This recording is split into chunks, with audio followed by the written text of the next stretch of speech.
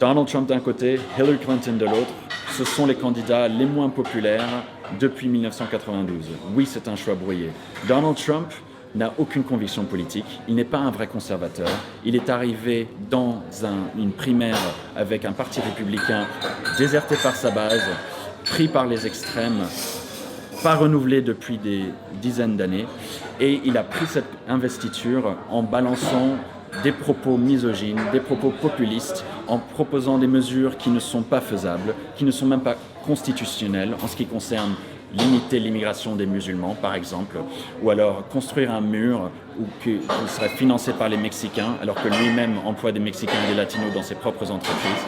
Il n'est pas non plus révélateur ou ne reflète pas le rêve américain, parce qu'il a hérité au moins 9 millions de dollars de son père, pas 1 million de dollars comme il le dit.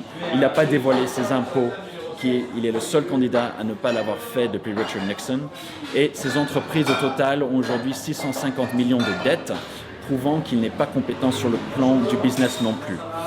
Hillary Clinton, de l'autre côté, n'est pas plus populaire que lui. Ils sont à coude dans les sondages. Elle, malgré sa compétence et son expérience politique, a mal géré ces histoires d'email pendant qu'elle était secrétaire d'État, et surtout elle a été rémunérée nombreuses fois et avec de grandes sommes par des entreprises de Wall Street et des lobbies financiers pour qui elle a fait des discours. Et cette proximité avec les entreprises de Wall Street, avec la finance, est quelque chose qu'on peut lui reprocher tenant compte du contexte de la crise financière qui a été déclenchée en 2008.